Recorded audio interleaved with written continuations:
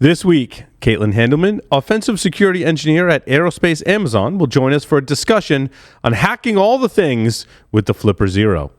In the security news, SSDs use AI ML to prevent ransomware, and a lot more buzzword bingo. Zombie servers that just won't die, spectral chickens, side channel attacks, malware-free cyber attacks. Your secret key should be, well, a secret. Hacking smart TVs with infrared, getting paper cuts, people still have AIX, ghost tokens, build back better S-bombs, salsa for your software, Intel let Google hack things and they found vulnerabilities, and false positives on your drug test. All that and more on this episode of Paul's Security Weekly. This is a Security Weekly production for security professionals by security professionals. Please visit securityweekly.com/subscribe to subscribe to all the shows on our network. Broadcasting live from G-Unit Studios in Rhode Island, it's the show where exploits run wild, packets aren't the only things getting sniffed, and the cocktails flow steady. It's Paul's Security Weekly. When organizations face poor web performance, challenges building modern applications at scale, or need to reduce operational and development costs, they turn to Fastly. Fastly's distributed edge network means your business can unleash its growth potential without worrying about scaling your infrastructure, whether growth of users, transaction volume, or geographic expansion. Get the speed, security, and edge cloud innovation you need to deliver profitable and engaging experiences. Visit securityweekly.com/Fastly for more information or to speak to an expert. And welcome remotely to the show. But first, let me introduce you to a man whose wife tells him that he has two major faults. The first one is that he doesn't listen, and the other one is something else. Mr. Paul Asadorian. Welcome, everyone, to Paul's Security Weekly. This is episode number 782, being recorded on April 26th, 2023, right here in G-Unit Studios in Rhode Island. Mr. Larry Pesce is remote. Larry, welcome. I am remote. Yeah, no, I'm still doing a little recovery from some surgery a couple weeks ago, and I have not yet been given the green light to drive yet. So, here we are. There you go. So instead he drinks. I don't do that either right now. It's okay, Larry. I'm glad you're on the mend. Mr. Yes. Josh Marpet is here with us. Josh, welcome. Well, I mean, I'm remote, but I am here in virtual Through the internet. reality. Yes, through the internets. We also have Mandy Logan through the internets. Mandy, welcome. Good evening, and here I sit seeing your three bottles in front of your machine, and all I have tonight is this. You see? Oh, it doesn't work. Oh, there you go. What is that? The world's tiniest bottle of champagne? It's a chocolate with alcohol in it. Oh, those are delicious, though. Right? Yeah, those are delicious. Yeah, Mandy, do I need to send you alcohol? that would be worthwhile. Okay. Yes. We will make that We happen. can make that happen. Mr. Sam Bound is here with us. Sam, welcome. Greetings. Glad to see you. You look like you're at a very academic institution. That's one word for it. Yeah, this is my college. So that you keep the bottle of liquor in your drawer like all good professors? Is that... I don't, and I've had people expect me to have one before. I'm a disappointment in many ways. Oh, boy. Who else do we have on? Because I can't see everyone right now. Adrian? Yeah, Adrian is... I'm missing someone. I can't see them. Adrian, are you there? I'm here. Live from the RSA show floor. I am. Well, not from the show floor, but show floor would be way too loud. This is already loud, and this is just where they have the keynotes and talks and stuff like that. Sweet. Glad you could join us. Me too. Did I miss anyone else? Okay. Except for Kaitlyn. I was saving the best for last. Kaitlyn Handelman. Good excuse. Good save. That's right. Oh, wait. No, I got to do an announcement first. I'm sorry. Not being able to see all the hosts threw me through a loop. We are pleased to offer Security Weekly listeners a 20% off discount code for InfoSec World 2023. Join a community of over 2,000 security professionals and innovators at InfoSec World on September 25th through the 27th at Disney's Coronado Springs Resort. Experience world-class learning and networking through enlightening keynotes, informative panel discussions, interactive breakout sessions, hands-on workshops, and more. Register today at securityweekly.com/InfoSecWorld 2023 using the code ISW23-SecWeek20. I hope I don't have to read that every week until September, because that could get old. I will be delivering, I'll be speaking this weekend. So if you're in Baltimore this weekend, or just come to Baltimore this weekend, be such charm. I'll be speaking on Sunday at 2 o'clock. So make sure you're there for that. Also, I'll be delivering a keynote at RVA Sec in Richmond, Virginia, June 13th through the 14th. I hope to see you there. Kaitlyn Handelman is an offensive security engineer at Amazon. Her focus is in cybersecurity. In addition to traditional penetration testing, Kaitlyn works on physical devices and RF signals. In her free time, she enjoys ham radio, astronomy, and her cat, AstroCat, great name. Kaitlyn, welcome to Paul Security Weekly. Well, thank you so much. I don't know why I'm here. Somehow the stars aligned, and I'm just so happy to meet all of you and help in any way I can. It's nice to have you here. You're here because you're awesome, and I thank you for joining us. Oh, go on. I see AstroCat in the background. That's right. Yes, yeah. If you look very carefully, you'll see AstroCat. Oh, there we go. Yes, AstroCat is right there in the background, looking out the window. All right, Cat Tax is satisfied, but we could get a close up later. I'm just saying, Yeah. If she comes over, she'll be the star of the show. I'm sure she loves the camera. Awesome. Kaitlyn, I wanted to, before we get into the Flipper Zero hacking, I just wanted to ask you how you got your start in information security. Yeah, so it kind of just happened. So I was at the college that Sam teaches at, which is City College, and I was teaching essentially preschool, kindergarten, preschool, and elementary school. And one of the things that I learned was that when you are a teacher, you learn that a lot of your students have troubled home lives at home, like their abuse and stuff. So I was going to community college to get some certificates in, how to help these students. And I saw this class that was like exploit development. I'm like, that sounds so stupid. I got to take it. And Sam was teaching, and it was love at first sight. I've always loved computers, and I've actually done this stuff before, but I always thought most computer jobs were using like abstracted black box computing APIs. You have things like if you're building a video game, you don't build from, the hardware up. You're building from these, giant middleware packages, and you're just completely, separated from the physical elements. Here we are writing exploit code, which is shell code, injecting it into processes. And I'm like, you get paid for this? This is a thing? And so I joined the hacking team, and it just took over my entire life. And then one day, during the summer, because obviously I'm a teacher, I need to find something to do over the summer. I took an internship over at Verizon. And then in the fall, NASA was like, hey, we're hiring. And I thought, oh my gosh, this is great. They'll never hire me. My resume was like, I did an internship, but I'll get to go view NASA. Like that's just my excuse to go and tour Ames, which is in the area.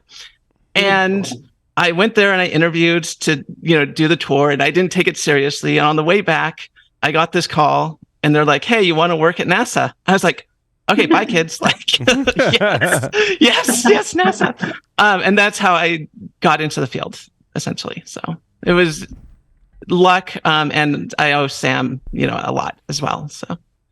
Good job, Sam. And Kaitlyn, of course, that's a lot of work and perseverance on your part too, to change careers and get into cybersecurity. It's awesome. Yeah.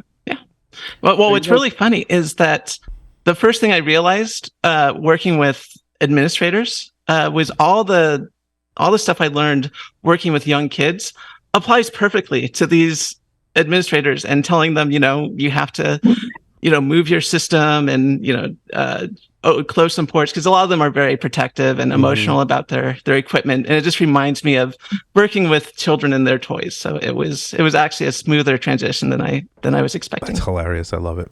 I should mention I taught nursery school. I can absolutely verify that working with bureaucrats is like nursery school teaching. Okay, let me explain. Let's sit down and talk it out. No, breathe. It's okay. I'm not going to touch your toys. I back you up 100%. Yeah. I mean, you really have to have had experience to know that is absolutely the case, and everyone who has worked with children knows you can apply this to adults as well. And adults really are just children with developed prefrontal cortexes. So, Sam, you were trying to make a comment earlier. Yeah, I should mention that Kaitlyn is the deadliest hacker I've ever taught. And among her other exploits, she stole all my passwords. That's awesome. And, this is a funny thing. I've had a few students that are really hotshots, and then they say, I taught them stuff. And the fact is, I didn't teach them much of anything. It's like throwing meat to a tiger. I just got them started, and then they raced off far past me. I mean, and that's part of the thing. You got me started, Sam. One of the things that kept me out of cybersecurity was that I thought that the people doing, hacking were doing it not because it's fun, but because they were criminals. And I didn't want to upset people. And I thought, I want to be a good person. I love computers. I just didn't ever see myself doing it. It wasn't until I was given the opportunity to, have fun with it, and for someone to say, no, this is for you, and to give me permission, essentially, to go forward with it. So, take credit. I mean, you do a lot, even if it's not, even though I came in with knowing a bunch of stuff, you gave me that final piece, right, Sam? So, sure. And you deserve credit for that. To get people started. Yeah. I think we should start by also talking about what the Flipper Zero does. I think that's for those that may not know, or may have read a little bit. So, Kaitlyn, do you want to take going through some of the basic functionality that it ships with? Yeah, sure. So the device basically has a bunch of radio equipment inside. In particular, it has a small antenna in the back here that is a little coil, and it works on frequencies of about between 300 megahertz to a little over 900 megahertz, which is where most consumer devices transmit. And it also has a low frequency RFID as well as NFC radio equipment inside, as well as some IR equipment. This allows you to control devices from a distance. Sweet. And then it also has various connectors on it too. So you can use it as a spy controller is one thing. You can. So at the top, you have a whole bunch of GPIO. So you have SPI, you have 5 volts out, you have standard UART interfaces, and this is for if you want to sort of add to it. There's a I button interface at the back. What else is there? There's USB. You can use it as a bad USB device. Essentially a keyboard that sends commands that you pre-program in. And of course, there is a little SD card slot. So a lot of functionality built into a little device. That's pretty sweet. Go ahead, Mandy, you had a question. Yeah, I think we need to reference the Tamagotchi pet dolphin thing. Yeah, they decided to make it really user-friendly. And this is something I'm learning in the field, is the importance of user-friendliness. So the screen always has a little friendly dolphin, sort of Tamagotchi-like interface. And if you do a lot of hacking, it makes the dolphin really happy, apparently. And when the dolphin is not happy, it becomes this middle-aged, depressed, sea creature who watches TV all day. So you got to keep hacking to keep the dolphin happy. It's a happy hacking device. Yes. Now, but all of the components on it are something you could have individual components that do the exact same thing, correct? Right. And so to TLDR, some other presentations I've given on the Flipper, everything the Flipper does, something else can do better, right? So in particular, the NFC and the RFID stuff, you have something like this, which is the Proxmark, right? This is this thing right here. This is a Proxmark, much better. And I'll tell you why. A lot of the times when you're working out in the field, you're going to come across NFC type cards or equipment that you're going to have to either brute force or find some exploit for. And especially when you're brute forcing, you want as much computing power as possible. and you want the latest exploits available to you. And the Flipper Zero, I mean, it can brute force, but it's running on a small little ARM processor. It's not that great for that. But it'll do the basic stuff just fine. And for the sub-gigahertz radio, I would recommend get yourself an SDR. So these things, the Hack RFs, of course, are very popular. This will do everything that the Hacker Zero does. Unfortunately, the Flipper Zero. Okay, yeah. This will do everything the Flipper Zero does. Unfortunately, it's just not as user-friendly. So, for example, if I wanted to hack a 433 megahertz device, I would have the signal come in, go through something like RF radio hacker. RF radio hacker. Yeah, Universal Radio Hacker. That's what it's called. It's a piece of software. You can send it through that, figure out what the encoding is, and then decode the signal. Play it back through here. I mean, it's a process, but you can do a lot more. And so anything that the Flipper Zero does, something else already came before and does it better. Except you can't take all those devices and easily put it in your pocket and take it with you. That's what I like about the Flipper Zero. And oftentimes, I don't use it if I'm setting out to brute force something and do something. I'm like, no, the Flipper is not the tool. But if I need to make a clone of my hotel key card or my badge access for the cigar lounge, I do that with the Flipper, and I'm like, cool. If I have my Flipper, I don't need my badge, so I have a backup of that. Silly stuff I need to program a new remote for my son's TV because he lost it, and I have the codes programmed in the Flipper, so I'll program his new remote from the Flipper. So it gets to be more practical sometimes. Yeah, exactly. And so it reminds me of one thing found with the Flipper, which is that you can open up a bunch of Tesla charging ports with this thing. I love doing that to my neighbor. Yeah, and everyone does it. You walk by a Tesla, you have your Flipper on you. Oh, you got to open up that charging port. And I don't think that would have been discovered as quickly if it weren't for the portable nature of this. Because who's going to be walking around outside with their, Hack RF or whatever you have? No, this thing, it's in your pocket. And if it's simple and easy to do, you can just whip this out. It's very simple. If you get the timing right, you can do it as you're driving by if you slow down enough. I've heard stories of somebody driving in their car past one of those big shipping trucks with a whole bunch of Teslas on them and just opened up all the charging ports on all the Teslas at the same time. And the newer models, they automatically close on their own. I bet they've done something. I think the older models is just a spring and it just opens and it would stay open until the owner had to shut it. But newer ones will actually close if they're open and they sense that they're not charging. Yeah. Well, I mean, they shouldn't have had that issue to begin with. I mean, it's so easy to have rolling codes. But... Yes. Agreed. Josh? Yeah. I actually, my kid's nursery school uses a RFID. I cloned the key fob to get in the door, and I can't find my damn key fob, but I still have my Flipper. That's what I use every day. So I have it set up for every RFID tag I have. It just go tick, tick, done, emulate, thank you, done, and go in.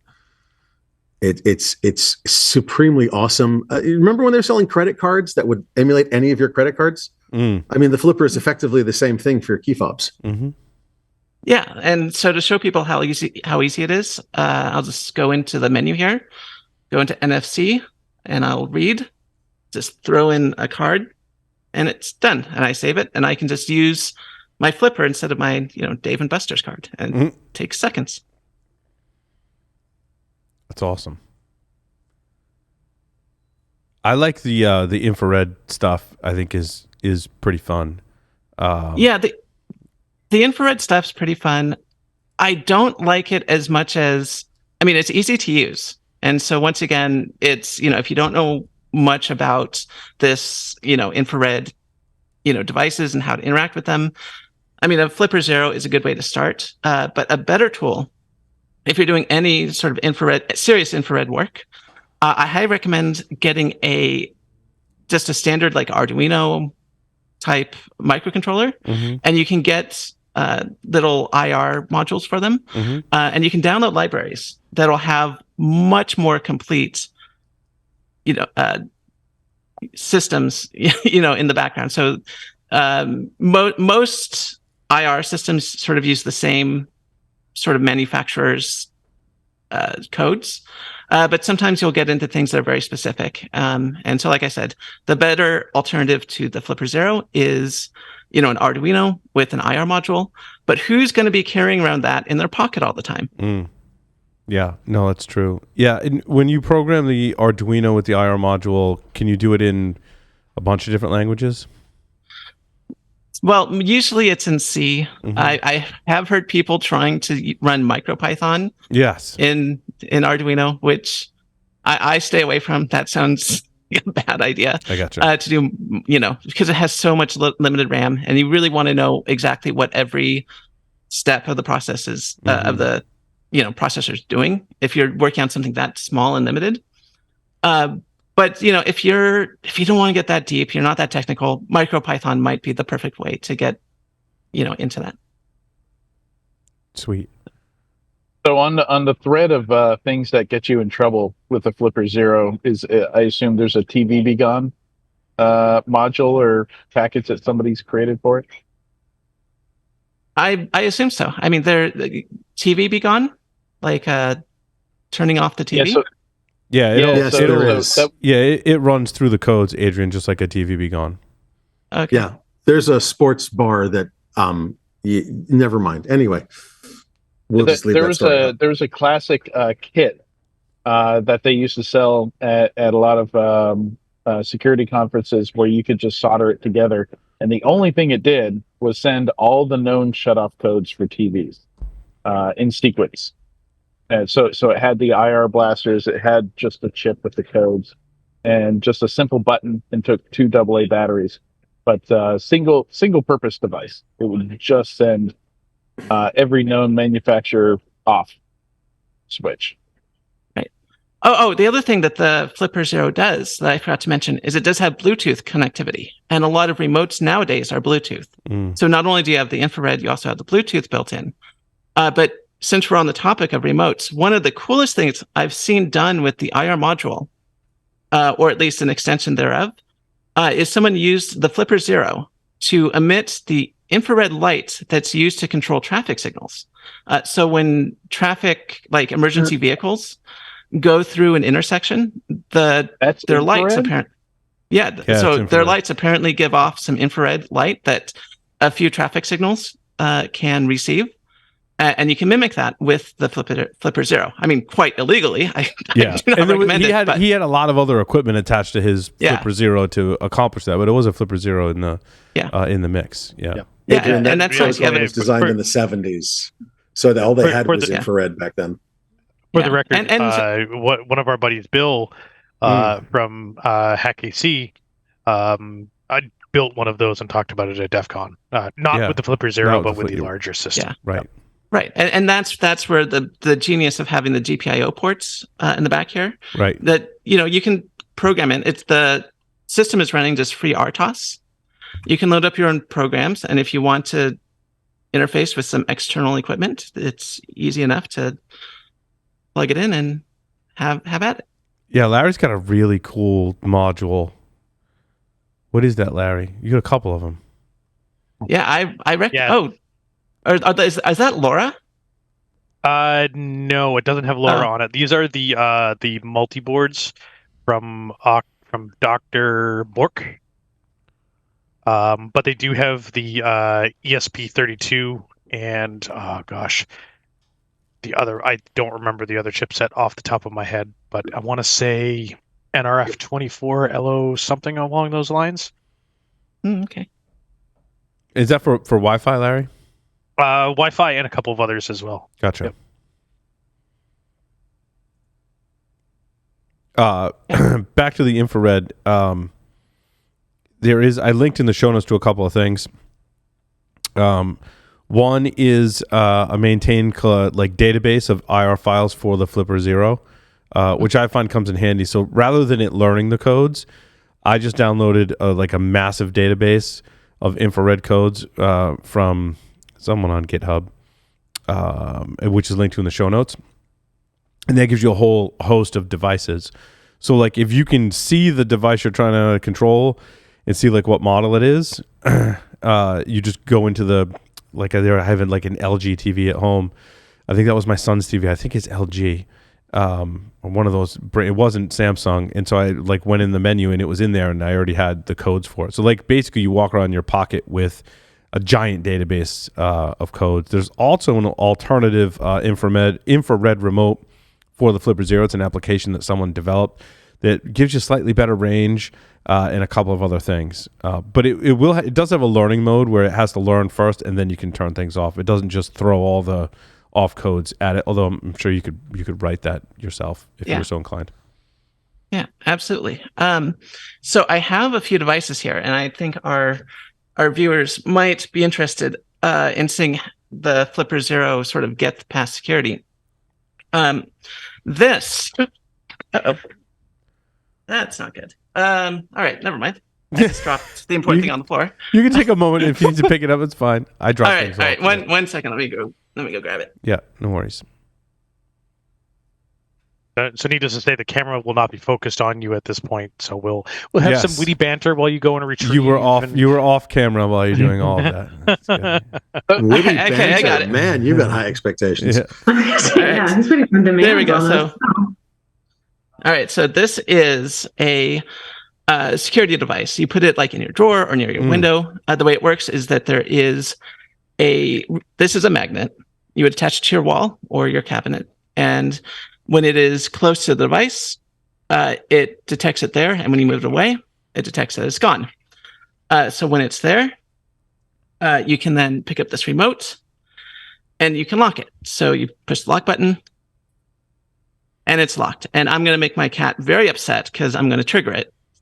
So yeah, so it goes off the second you move this away. Now let's say we want to break in. Well, we take out our Flipper Zero. Oops. We go to the menu that says sub gigahertz. We will then read the unlock signal. All right. All right, stop. All right, now we've read the unlock signal from the remote. So I will once again lock this with the remote. Let me get this ready here. I'll lock it. And then I shall unlock it with the Flipper Zero. Boom. That's simple. That's sweet. You know, I have a similar kind of thing on my e-bikes. That is a alarm. It doesn't have the brake sensor, but it's a motion sensor that's built into the thing that you attach to your bike. And now I want to clone it and have it on my Flipper Zero, so I don't have to keep the key fobs with me. And I totally need a link to those on Amazon because I need to get about 1,000 of those things. Which the motion it's sent like if you bump into the brake sensor? The sensor that Kaitlyn has. Yeah. Just get the cheapest one you can. They don't care in China. There's no rolling codes, nothing. they just make it as cheap as possible. So what's going on is that it's using either probably AFK type encoding of just a signal, and if it gets a password, and if it gets the password, it unlocks essentially. And so if you just record that signal and play it back, it just unlocks every time. What are those called on Amazon? Cabinet. Sometimes they're cabinet. Like I keep them where I store my firearms. I keep a brake sensor like that on there. So if anyone opens up, I would check AliExpress to be honest with you. I wouldn't even bother checking Amazon. They're great. They're great for stuff like that. I mean, you're not stopping like an actual thief or someone that knows how to use a Flipper Zero, right? But like if you've got kids in your house or they bring their friends over or something, and you want to alert if something gets opened, that's what I use them for. Right. Yep. No, and the reason why I ask this is because in my SANS class for IoT hacking, we use a device that's similar. But we could do the same attack with a Flipper Zero. The problem is it's a remote with a module that plugs into the wall to like turn a lamp on and off, and they're only 110 volts, and they don't do voltage switching. So when we ship the kit to someone in Europe, and you plug it into 220, it lets the magic smoke out. So like something that's battery powered, win. So, yeah, absolutely. I gotta buy some of these to do some testing. Yeah, there's no shortage of cheap Chinese devices that run on 433 megahertz. So, Definitely. yeah. And you'll notice too that the flipper will only operate on certain frequencies, even though it potentially could operate on more. Well, I mean, yeah. Well, no. This is because the firmwares. There's a link in the show notes. Yeah. Well, the FCC, clearly states, Correct. Devices can only operate on certain frequencies. So. Yes, it is a clear. Kaitlyn is absolutely correct. It is a clear FCC violation to transmit on frequencies outside of those that are allowed. I think you and Larry, probably Josh, right, ham operators, and well aware of those frequencies. That being said, I run the Unleashed firmware. Does anyone else run the Unleashed firmware on their flipper? Yeah, I like the Unleashed is awesome. And I've heard from my friends that you can make it transmit outside ranges that the FCC has defined. Right. Which, can get you in trouble with your local ham operators, which you don't want to upset the local hams. Yes, you don't want to do that. Arguably in trouble with the FCC, but they've got to catch it first. Well, the FCC is not, that's not what you're worried about. It's the hams. Right. The hams could report you. But don't do that. But I like but also you don't want to overextend the radios in the flipper. There were some warnings when I was reading some of the articles that some of the code that you can put on there will actually transmit at higher frequency or higher signal power dB than is recommended, and you could fry your flipper, which is bad.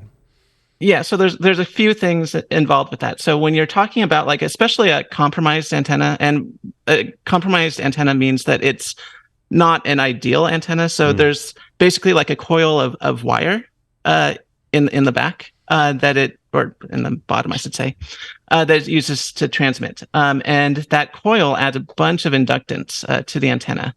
So you're not getting a whole bunch. You're not getting the full signal that you put in out. So a lot of the power that goes into the antenna is going to come right back into the circuitry within the Flipper Zero. Mm-hmm. And that's why you can sort of release some magic smoke if you try to transmit with too much power with this antenna. Yeah, Paul, the technical term for that is voltage standing wave ratio problem. Yes. Yes. VSWR. Yes.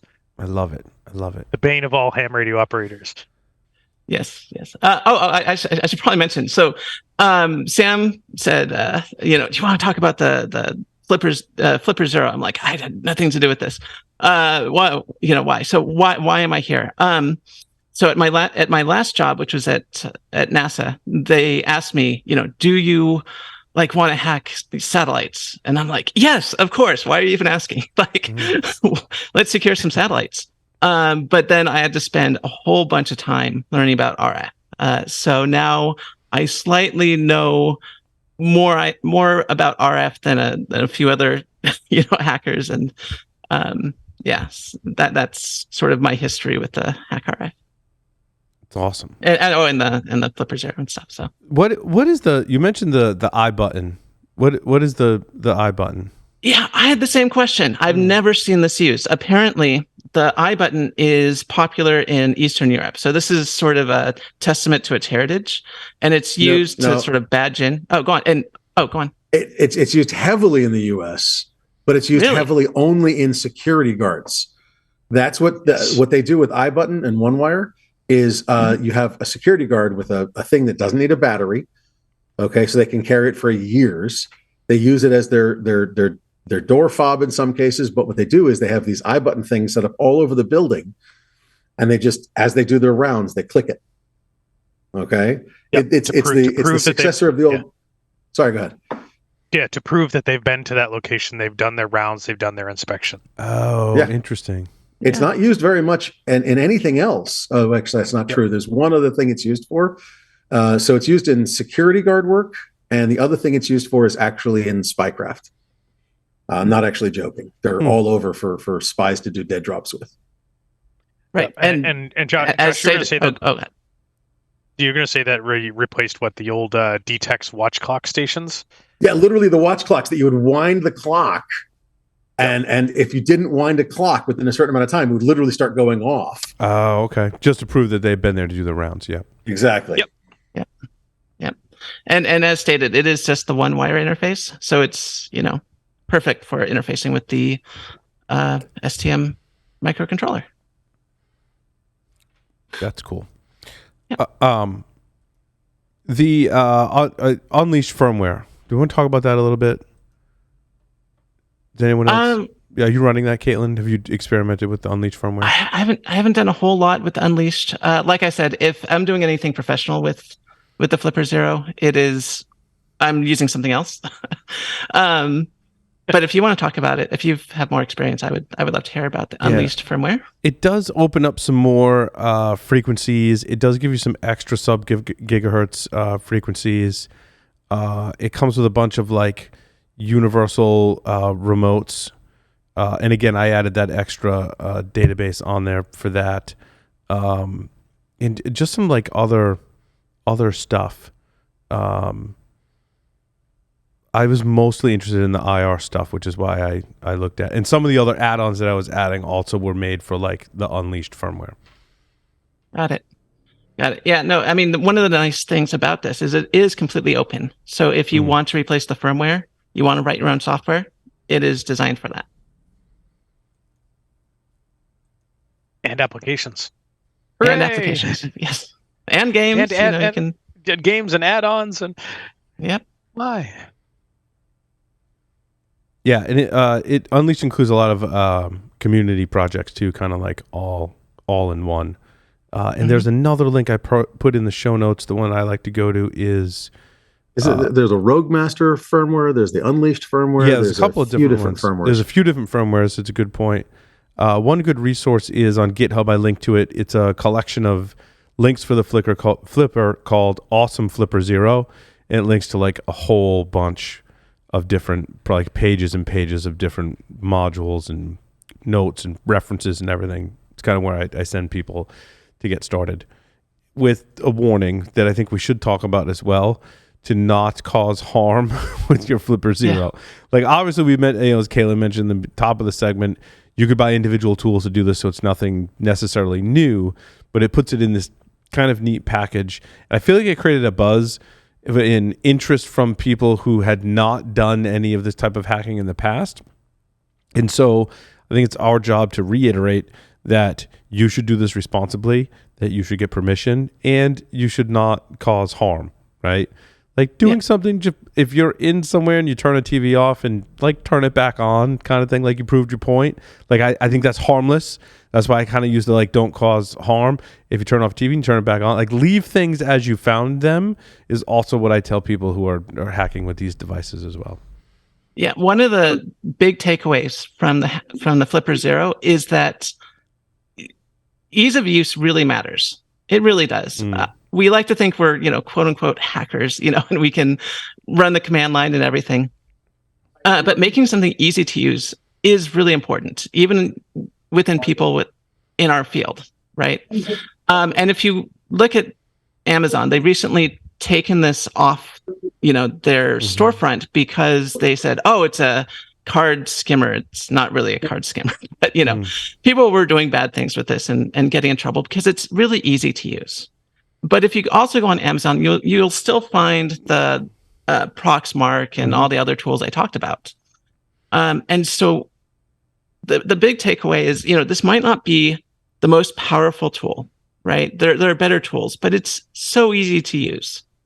And when we are developing tools, either on the red team or the blue team, we really need to think about how easy it is for the end user to start using it. Do they really have to have a full understanding, of the technologies involved, or can they just pick it up, point, and clone a card?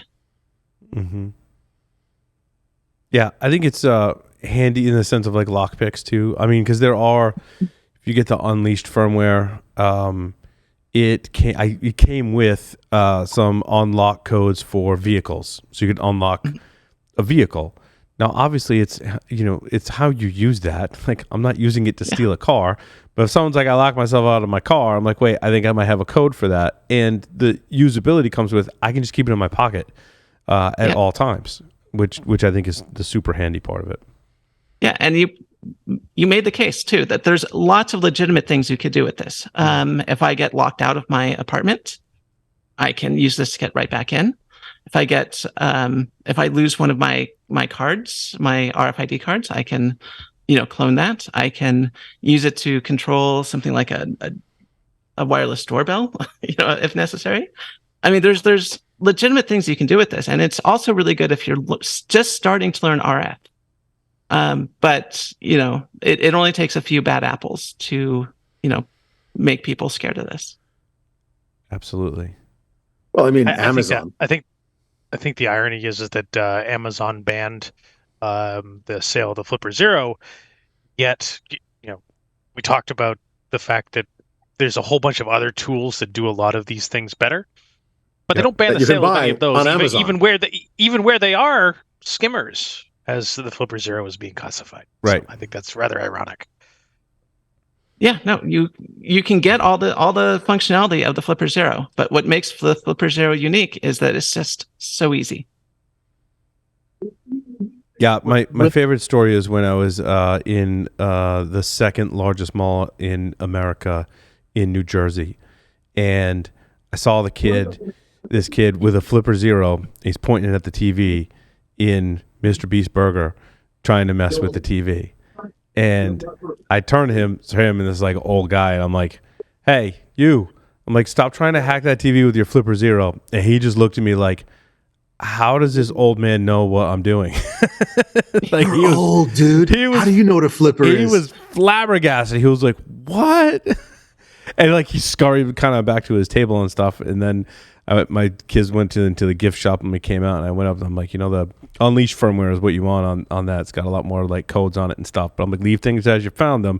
And his friend across the table pulls out another Flipper Zero, and they like both had them, and like that's what they were doing. I'm like, I'd much rather see you do that than a whole host of other things that like kids your age get in trouble, for doing. I'm like, but just don't cause harm. And like after that, I began thinking about who influenced them to get the Flipper Zero. Like, how did they hear about it? Like, they were probably 11 years old, like 10, 11 years old. But someone showed them that, or they figured it out on their own. It gained that much popularity where I'm walking around a mall and I'm seeing someone trying to use one, YouTube videos. Yeah, YouTube. TikTok. You're right. Yeah, YouTube and TikTok. Yeah. Yeah, and you really want to encourage kids to explore. You're right. You want them to play with this, and you want them to turn off TVs, and just know that just teach them to be responsible. Yeah, and I think as Boris will probably tell you, our friend Boris, like, don't let your kid take it to school, because then you just have a lot of explaining to do. God. Yeah. I want to hear this story. Gabe has taken over everything in his goddamn school. Gabe has literally been pulled up to the principal's office for turning off the TVs in the middle of videos. He's been pulled up to the principal's office for like I think he cloned all of their RFID prox cards. Okay, like oh my God. Boris tells stories of like the things that because he has his Apple account set up to notify him when Gabe will request, I want this app and this app and this app. And he's like, oh, that's in Kali. No. Okay. This kid is going to be our boss in like 5 years. It's terrifying. Yeah. And you want to sort of wink, encourage it, but at the same time, Yeah, I think, guidance and supervision is required. Kids taking it to school like Gabe could get in trouble with that kind of stuff. But also you want it to be a learning environment too. And if you have students who, regardless of their age, students that are interested in doing it, you need to give them your responsibility as an educator to give them guidance on it and not punish them.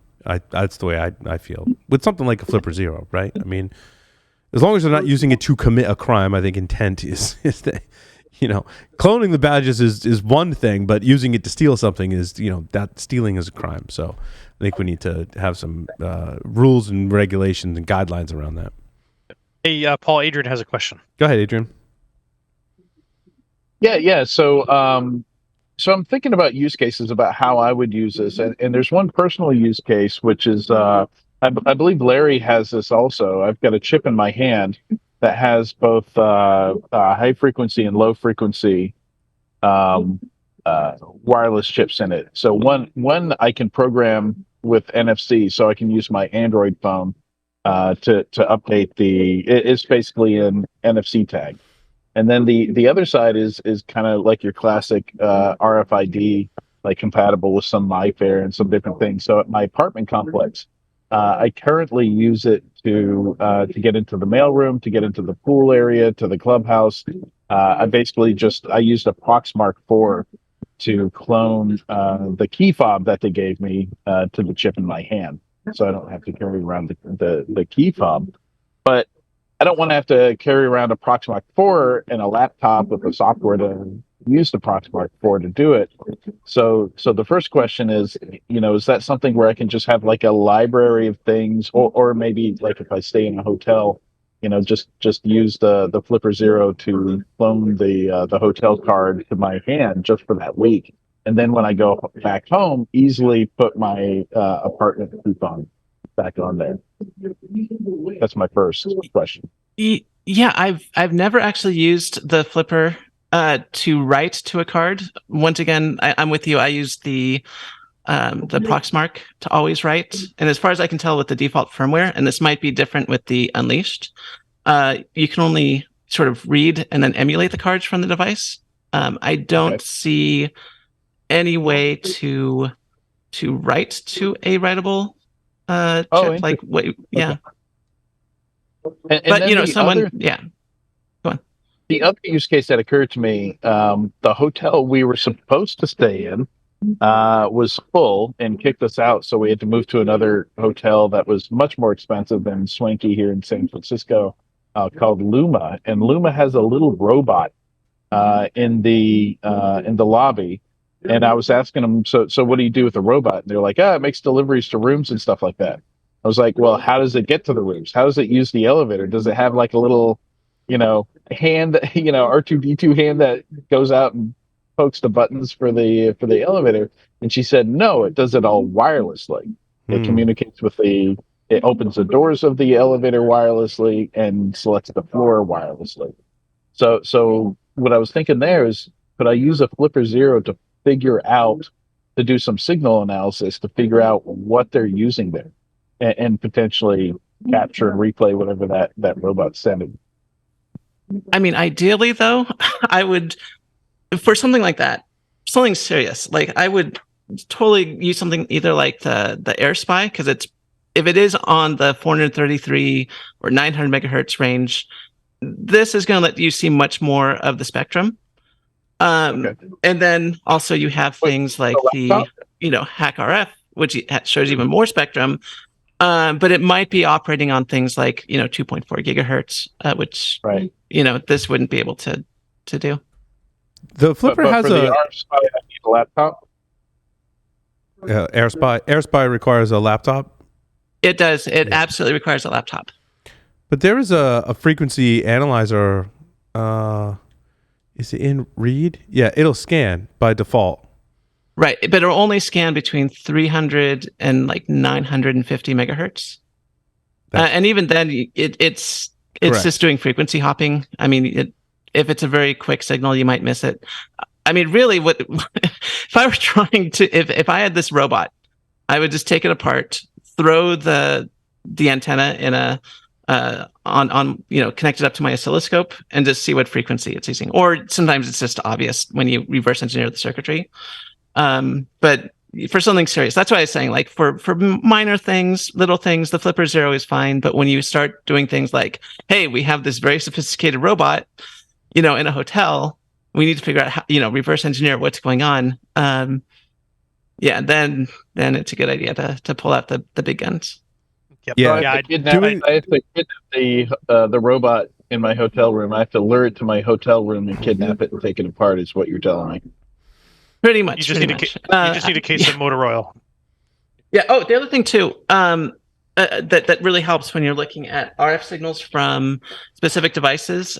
You can connect these RF probes to your SDR, and you can get much more precise, figuring out where the signals are coming from and what frequency they are.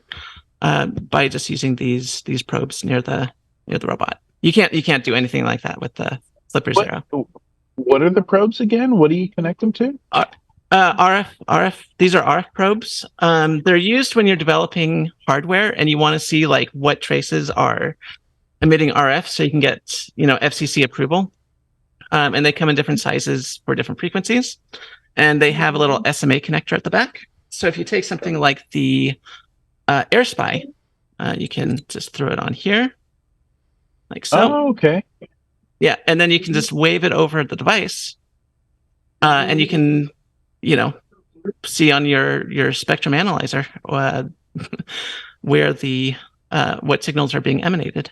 Oh, so it helps. It helps eliminate interference from anything else. So you're honing in just on the frequency you care about. Exactly, and you can figure out where interference is coming from. And if we have any ham radios in the audience, I can't tell you how useful this is. So, for example, I do get some interference around 200 megahertz, and if I wave this around, I see very magically that if I move it towards my computer screen, I see the HDMI, video emanating quite strongly in that frequency range. That's awesome. Yeah. But the Flipper does have a rudimentary. It's very hard to use, I find, to capture signal. Right. It has a frequency analyzer in sub gigahertz. The read raw. Right. Mm-hmm. Yeah. Yeah. It has a legit frequency analyzer. So if it sees a signal, it will sort of alert you to what it is, but it doesn't really know where it's coming from or if it's a signal you're interested in. So if we go to the sub gigahertz, is it sub gigahertz? Yeah, it's going to be in sub gigahertz. It's going to be down a bit. Frequency analyzer. Oh, there it is. Yeah, I had to scroll down. Frequency analyzer. That's what I was looking for. Yeah. Yes. So it's seeing stuff right now in like 800. Yeah, 808 something 0.39 megahertz. I don't know. Yeah. But it's picking up something. I don't know what it is. It's probably my monitor. It might be my camera. Might be the microphone. I don't know. Yeah, like I just got something in 318 megahertz. Yeah. Yep. Sort of back to Adrian's point about the robot.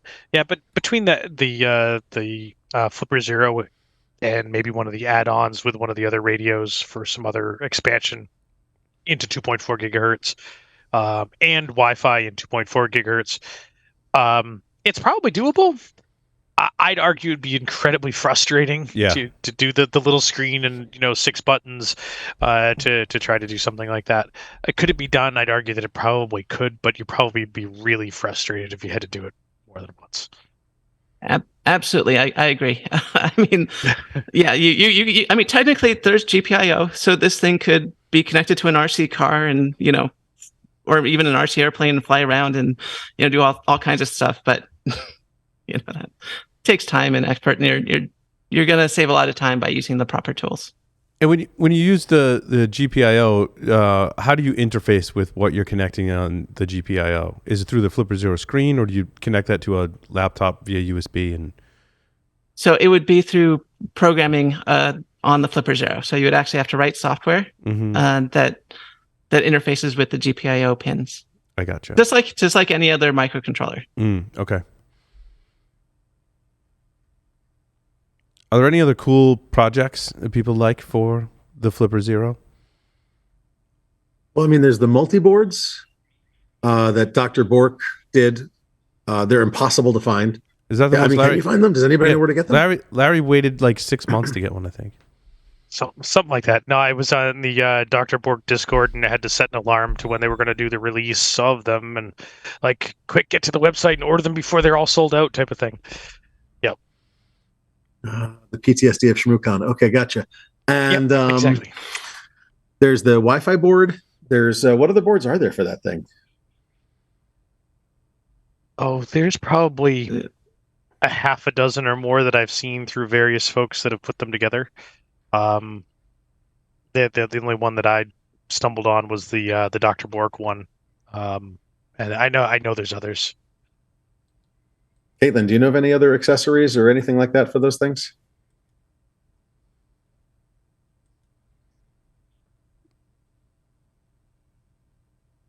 Okay. Huh. Oh, sorry. I don't know if Kaitlyn heard you. Oh, did you? Oh, sorry. Sorry, Josh, I had a question for you. Yeah.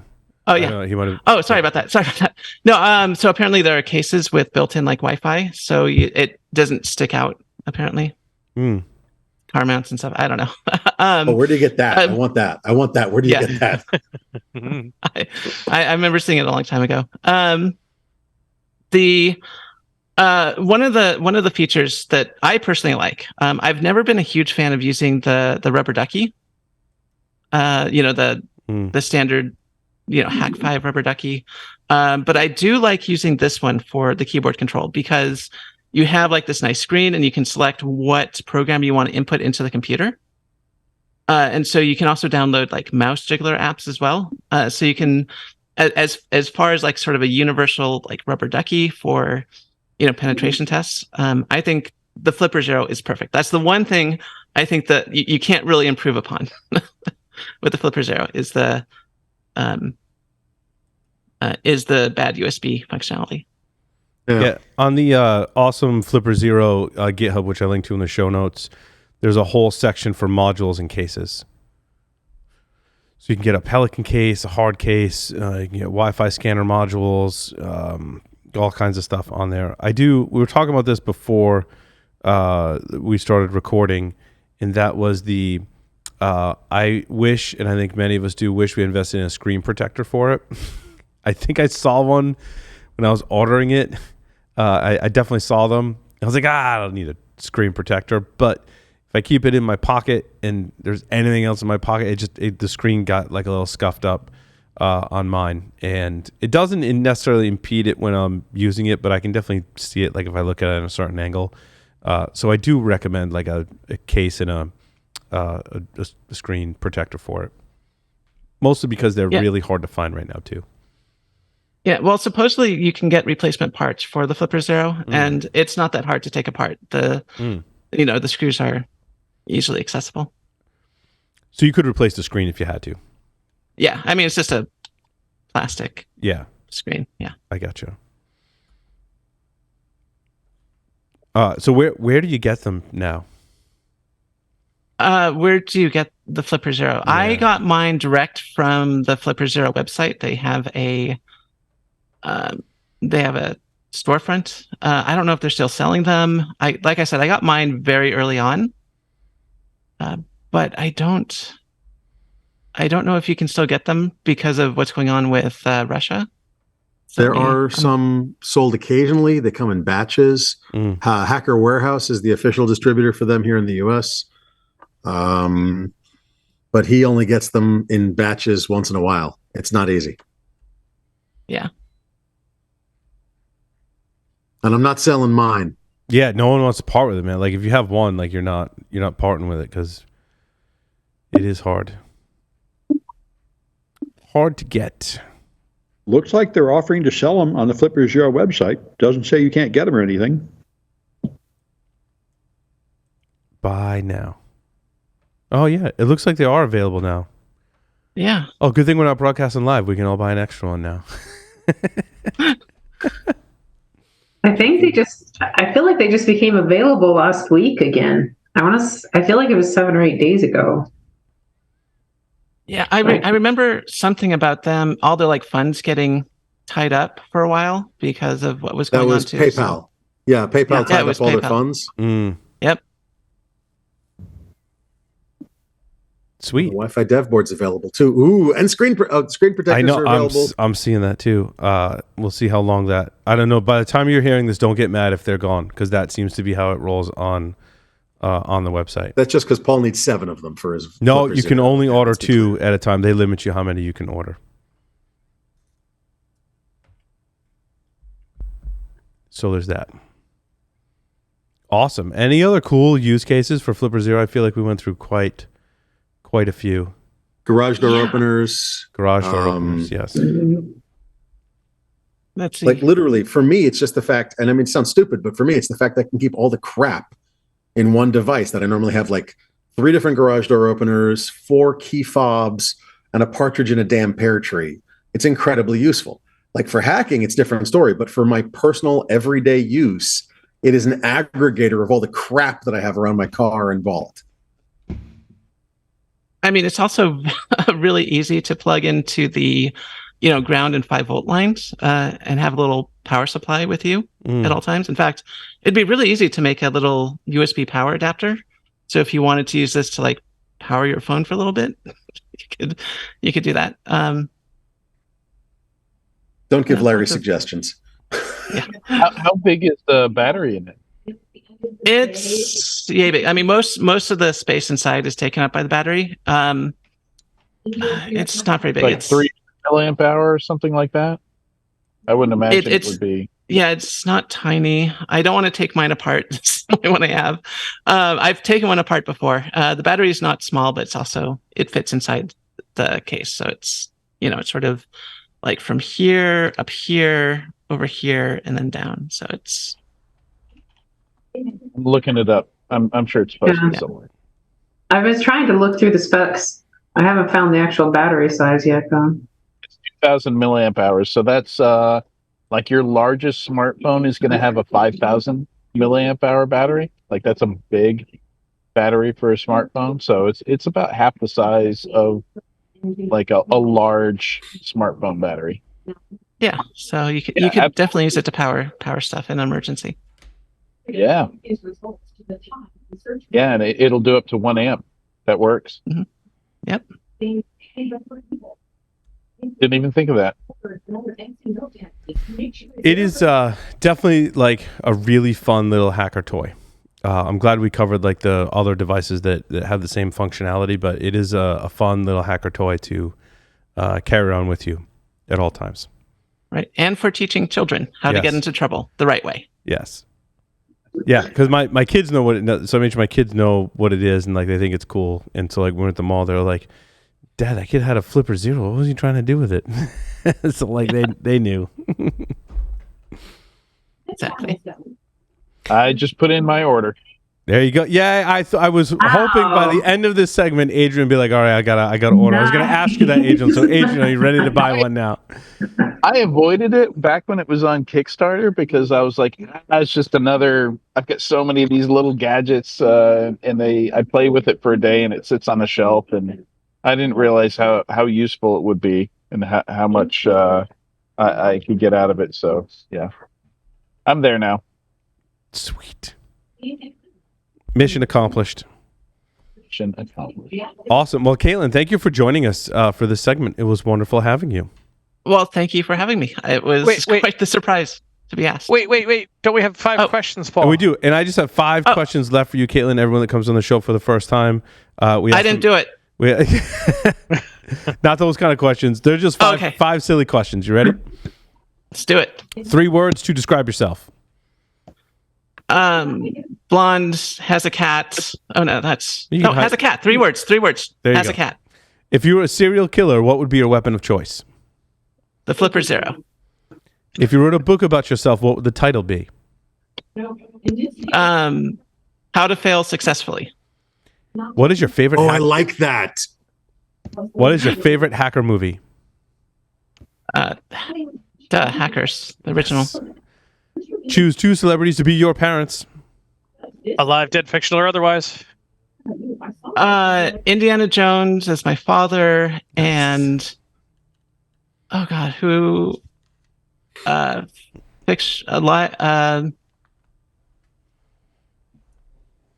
Earhart as my mother. Awesome. Oh, nice. Kaitlyn, thank you again for appearing on Paul's Security Weekly. Thank you again. With that, Glad to be here. We'll take a short break and come back with the security news. Stay tuned.